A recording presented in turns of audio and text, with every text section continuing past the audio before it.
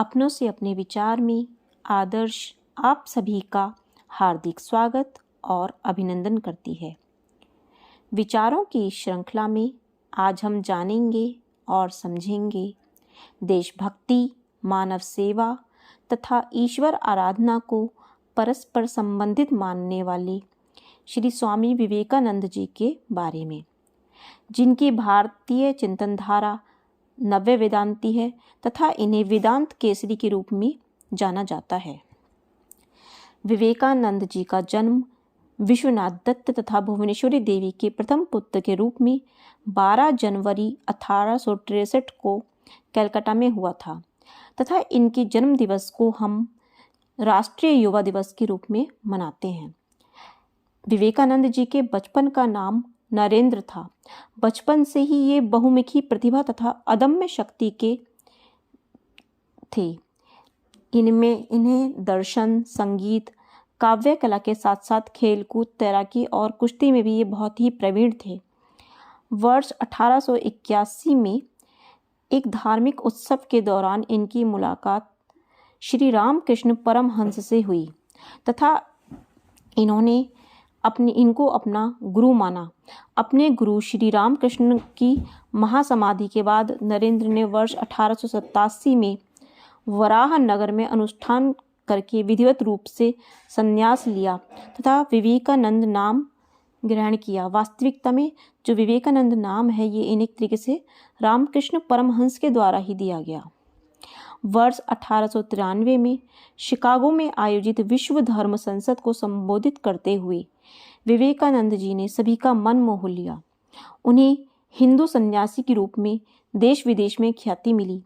वर्ष 1895 में अपनी लंदन यात्रा के दौरान विवेकानंद ने वेदांत और सनातन धर्म का प्रचार प्रसार किया तथा 1896 में न्यूयॉर्क में वेदांत समिति की स्थापना की। इसके अतिरिक्त 1 मई 1897 के उन्होंने रामकृष्ण मिशन की स्थापना की कलकत्ता में तथा वर्ष 1889 में विवेकानंद ने पश्चिम की भी यात्रा की और पेरिस भी गए। इनका जो जन्म काल था वो बहुत अधिक नहीं था। 4 जुलाई 1902 को ये ध्यान मुद्रा में लीन हो गए और महासमाधि को प्राप्त हो गए। विवेकानंद जी मुक्त मन के एक उदार चेता व्यक्ति थे। उनका जो चिंतन था वो बहुत ही विलक्षण था। उन्होंने सभी धर्मों से खुद को प्रकाशित किया था और एक विलक्षण व्यक्तित्व के थे। श्री रामकृष्ण जी ने विवेकानंद को आलोक पथ दिखाया और अपना भाव विश्वस्त बनाया। विवेकानंद जी ने शंकराचार्य की बुद्धिमत्ता तथा महात्मा बुद्ध की विराट हृदय वाणी को आत्मसात करते हुए संपूर्ण विश्व के कल्याण का मार्ग प्रशस्त किया। ये अपने विचारों से तो वैदांतिक थे, लेकिन इनके ऊपर गीता के निष्काम कर्म का भी बहुत अधिक प्रभाव पड़ा। साथ ही साथ ईसाई धर्म के प्रेम और सेवा के आदर्श को भी इन्होंने बहुत ही अनुकरणीय माना और बौद्ध धर्म का जो सर्व मुक्ति है यानी बोधिसत्व के आदर्श को इन्होंने बहुत ही गहराई से अनुभव किया और इनके व्यक्तित्व को इसने प्रभावित भी किया।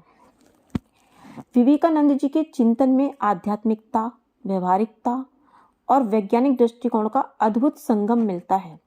यदि हम इनके संपूर्ण विचारधारा को जानें तो इनके संपूर्ण विचारधारा को कुछ मुख्य बिंदुओं से जाना जा सकता है, जैसे मानव के बारे में इनके विचार, ईश्वर के बारे में इनके विचार। तो मानव क्या है? हम जानते हैं कि मनुष्य, प्रकृति और ईश्वर का त्रिक जीव माया ब्रह्म के रूप में पहचाना जाता है। और मनुष्य क्या है? मनुष्य एक जीवात्मा है जिसमें ईश्वर दिव्यत्व का आविर्भाव होता है। आत्मा ब्रह्म से प्रक्षेपित होकर विभिन्न रूपों जैसे वनस्पति, पशु से होती हुई मनुष्य के रूप में अवतीर्ण होती है और इसी विलक्षणता के कारण स्वामी विवेकानंद जी ने मनुष्य को अमृतस्य पुत्र कहा है। उनकी दृष्टि में मनुष्य ईश्वर की संतान है, अमर आनंद को भोगने वाला है तथा पवित्र एवं पूर्ण आत्मा है। विवेकानंद जी के अनुसार मानव जीवन एक महान केंद्र, अद्भुत स्थिति और अद्भुत अवसर है। मनुष्य दुर्बल नहीं है, वह अपने भाग्य का विधाता स्वयं है। उनका कहना है कि मनुष्य में 3 प्रकार के गुण पाए जाते हैं, पाशविक, मानवीय और दैवीय। अपवित्र ज्ञान और शक्ति का अतिरेक मनुष्य को असुर बनाता है, तो वहीं दूसरी ओर पुण्य पवित्रता के दैवी गुण मनुष्य को देवता बना देते हैं। इन्होंने एक बहुत ही सुंदर विचार दिया था मनुष्य और ईश्वर की विवेचना करते हुए। इन्होंने कहा था कि मनुष्य एक असीम वृत्त है जिसकी परिधि कहीं भी नहीं है, परंतु इसका केंद्र एक स्थान में निश्चित है, और ईश्वर एक ऐसा असीम वृत्त है जिसकी परिधि कहीं नहीं है परंतु केंद्र सर्वत्र है। यानी हम कहते हैं ना कि ईश्वर सर्वत्र है, तो ईश्वर की जो व्याख्या है इन्होंने बहुत ही सुंदर शब्दों में की है।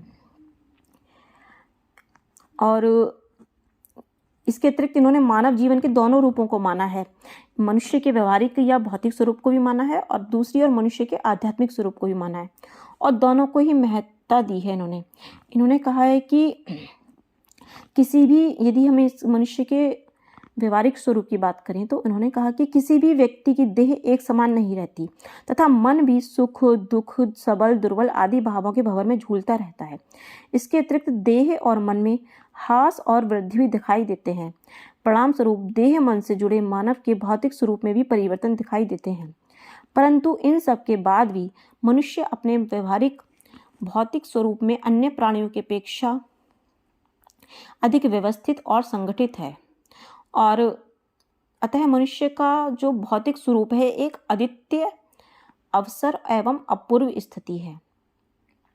फिर यदि हम इसके वास्तविक आध्यात्मिक स्वरूप की बात करें तो हम सभी जानते हैं कि जो मनुष्य का जो मूल वो है वो क्या है, अपने सेल्फ को जानना, आध्यात्मिक रूप को जानना, जो कि वास्तविक स्वरूप है। तो मनुष्य अपने आध्यात्मिक स्वरूप में सदा एक अविभक्त समष्टि स्वरूप अनंत आत्मा ही है, और यही मनुष्य का यथार्थ व्यक्तित्व है, यही प्रकृत मनुष्य है। विवेकानंद जी के अनुसार मैं और तुम के सारे भेद जो हैं वो मिथ्या हैं। विवेक के उदय होने पर ही मनुष्य अपने अद्वैत रूप से परिचित होता है, जो उसका वास्तविक यथार्थ स्वरूप है। उनका विचार है कि मनुष्य प्राय संकट अवस्था या प्रतिकूल परिस्थिति में ही अपने वास्तविक स्वरूप को जानने का प्रयास करता है। जब हम कहते हैं कि मनुष्य को अपने आत्म रूप को जागृत करना चाहिए, तो वस्तुतः इसका आशय यही है कि हम में परे जाने की शक्ति निहित है, और यह शक्ति ही मनुष्य की वास्तविक आध्यात्मिक ईश्वरीय स्वरूप का प्रतीक है। इसके अतिरिक्त यदि हम कहें धर्म की बात, तो इन्होंने धर्म को बहुत महत्ता दी, और किस धर्म को माना, इन्होंने यूनिवर्सल रिलीजन यानी सार्वभौम धर्म को। सार्वभौम धर्म की व्याख्या करते हुए ये कहते हैं कि प्रत्येक जीव एक अव्यक्त ब्रह्म है, और बाह्य एवं अंतः प्रकृति को वशीभूत करके स्वयं में अंतर्निहित ब्रह्म स्वरूप को व्यक्त करना ही मानव जीवन का चरम लक्ष्य है। कर्म योग, भक्ति योग और ज्ञान योग, इनमें से किसी का भी सहारा लेकर के अपनी ब्रह्म भाव को जागृत कर मुक्त हो जाना ही धर्म का सर्वस्व है। यानी धर्म वह वस्तु है जिससे पशु मनुष्य तक तथा मनुष्य परमात्मा तक उठ सकता है। धर्म मनुष्य के चिंतन और जीवन का सबसे उच्च स्तर है।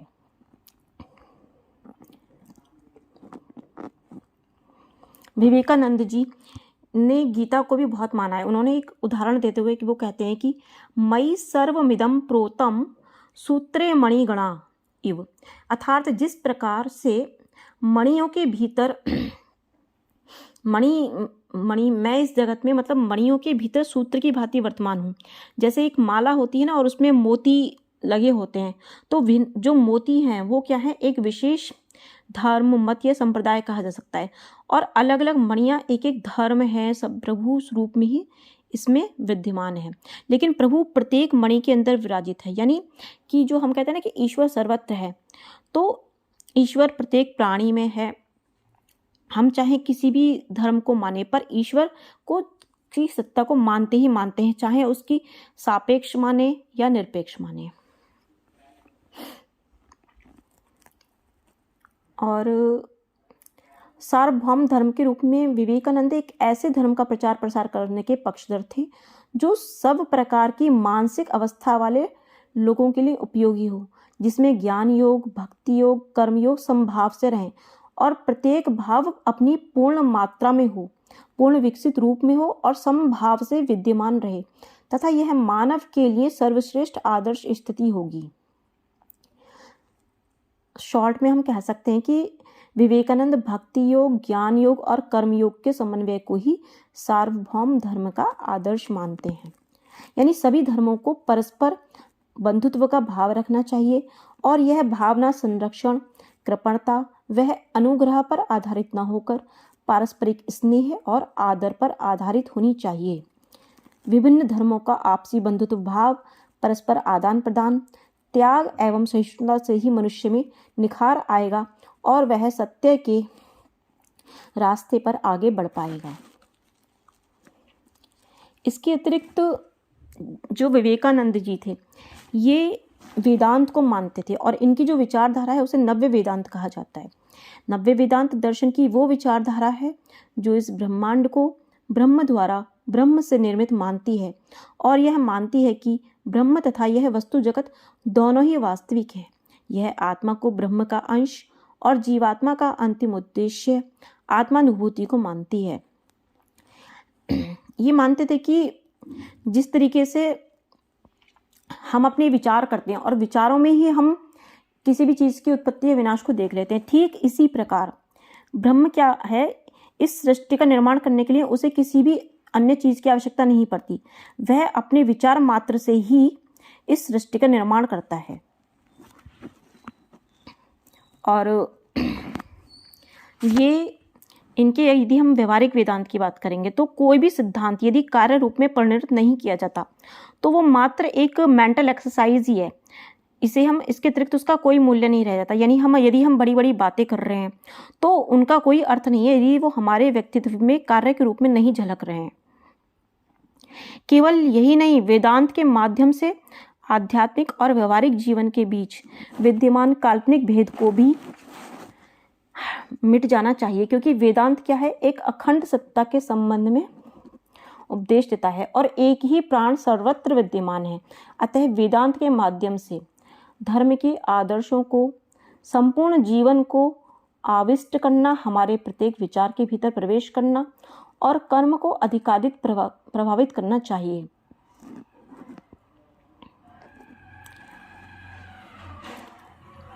उनके अनुसार मनुष्य ईश्वर के संतान है, अनंत आनंद का भागीदार है तथा पूर्ण और पवित्र आत्मा है। मनुष्य इस मर्त्य भूमि पर देवता है। किसी मनुष्य को पापी कहना मानव स्वभाव पर घोर लांछन है। अतएव जरा मरण रहित नित्यानंद में आत्मा के रूप में वेदांत शुष्क एकता की अपेक्षा अनेकता में एकता का उद्घोष करता है। वेदांत का संदेश है कि मनुष्य देह में स्थित मानव आत्मा ही एकमात्र उपास्य ईश्वर है। यानी कि पशु भी भगवान के मंदिर हैं, किंतु मनुष्य ही सर्वश्रेष्ठ मंदिर है और मानव सेवा ही सर्वश्रेष्ठ उपासना है। स्वयं के प्रति प्रेम एवं विश्वास का आशय सब प्राणियों से प्रेम, समस्त पशु पक्षियों से प्रेम तथा सब वस्तुओं से प्रेम और समस्त प्रकृति से प्रेम है। विवेकानंद जी के अनुसार वेदांत वह विशाल सागर है जिसके वक्ष पर युद्धपोत और साधारण बेड़ा दोनों साथ साथ रह सकते हैं। इतना ही नहीं, वेदांत सागर में हिंदू, मुस्लिम, सिख, ईसाई, पारसी सभी एक हैं। सभी उस सर्वशक्तिमान परमात्मा की संतान हैं। चलिए, अब इनकी दार्शनिक विचारधारा को जानने के बाद हम जानेंगे कि शिक्षा के उसमें इनके क्या विचार थे। इसके अतिरिक्त यदि हम कहें कि योग साधना के लिए इन्होंने 7 सोपानों को बताया। जो 7 सोपान निम्न है: शम, दम, तितिक्षा, उपरति, श्रद्धा, समाधान, मुमुक्षत्व, नित्यानित्य वस्तु विवेक। और यदि हम इनके जीवन दर्शन की बात करें, शिक्षा दर्शन की ओर, तो इन्होंने कहा, ये मतलब पूरी लाइफ में, मतलब इन्होंने हमेशा कहा कि वीर बनो, हमेशा कहो कि मैं निर्भय हूँ, सबसे कहो, डरो मत, भय मृत्यु है, भय पाप है, भय नरक है, भय अधार्मिकता है तथा जीवन में भय का कोई भी स्थान नहीं है। अतः जीवन दर्शन का सार क्या है? अभय होकर संघर्ष के द्वारा मानवता की सेवा में लग जाना। एक स्थान पर ये भी कहते हैं कि मतलब हम कहते हैं ना कि हम सोचते हैं कि हम किसी को सिखा रहे हैं तो हम बहुत महान हो गए। तो ये है कि कोई भी व्यक्ति किसी को नहीं सिखाता, सीखने वाला व्यक्ति स्वयं ही सीखता है। जो बाहरी शिक्षक है वो केवल सुझाव मात्र देता है, जिससे आंतरिक शिक्षक को सीखने की प्रेरणा मिलती है। और ये जो हमारी वर्तमान एजुकेशन है उसके संबंध में कहते हैं कि क्या आप उस व्यक्ति को शिक्षित मानते हैं जिसने कुछ परीक्षाएं पास कर ली हों, जो अच्छे भाषण दे सकता है? परंतु वास्तविकता यह है कि जो शिक्षा जनसाधारण को जीवन संघर्ष के लिए तैयार नहीं करती, चरित्र निर्माण नहीं करती, जिससे सामाजिक भावना विकसित नहीं होती, जो धैर्य साहस को पैदा नहीं करती, ऐसी शिक्षा से क्या लाभ? उन्होंने सचेत भी किया कि मनुष्य को कार्य के प्रत्येक क्षेत्र को व्यवहारिक बनाना पड़ेगा। संपूर्ण देश का सिद्धांतों के ढेर के अलावा उसे अपने व्यक्तित्व में मिलाना होगा। हमें केवल सिद्धांतों की बात नहीं करनी, अपितु सिद्धांतों को व्यवहारिक रूप से अपनाना भी है। एजुकेशन के लिए इन्होंने बहुत ही अच्छी डेफिनेशन दी। इन्होंने कहा कि हमें एक ऐसी शिक्षा चाहिए जिसके द्वारा चरित्र का गठन हो, मन का बल बढ़े, बुद्धि का विकास हो और मनुष्य स्वावलंबी बने। We want the education by which character is formed, strength of mind is increased, and by which one can stand on one's own feet। और यदि शिक्षा को हम पारलौकिक दृष्टि से कहें तो इन्होंने कहा education is the manifestation of perfection already present in man, यानी मनुष्य की अंतर्निहित पूर्णता की अभिव्यक्ति ही शिक्षा का उद्देश्य है। और शिक्षा को हम केवल सूचनाओं तक ही नहीं कर सकते सीमित। यदि शिक्षा का अर्थ मात्र सूचनाओं से होता तो पुस्तकालय संसार के सर्वश्रेष्ठ संत होते और विश्वकोश ऋषि बन जाते। अतः हमें क्या करना चाहिए? हमें शिक्षा के द्वारा अपना शारीरिक विकास तो करना ही करना है, मेंटल डेवलपमेंट भी करना है। और इसके साथ साथ इन्होंने कैरेक्टर डेवलपमेंट पर भी बहुत बड़ी बात कही। इन्होंने कहा कि चरित्रवान व्यक्ति वही है जो अपने आत्मविश्वास के साथ सत्य मार्ग पर चले और असत्य मार्ग पर स्वयं ना चले तथा अन्य लोगों को भी उस कुमार्ग पर चलने से रोके और उन्हें बचाने का प्रयास करे। और द मोस्ट इम्पॉर्टेंट जो गोल ऑफ लाइफ के रूप में इसमें इन्होंने कहा था कि arise awake and stop not till the goal is reached, उठो जागो और उस समय तक बढ़ते रहो जब तक कि आपको अपने लक्ष्य की प्राप्ति ना हो जाए। धन्यवाद।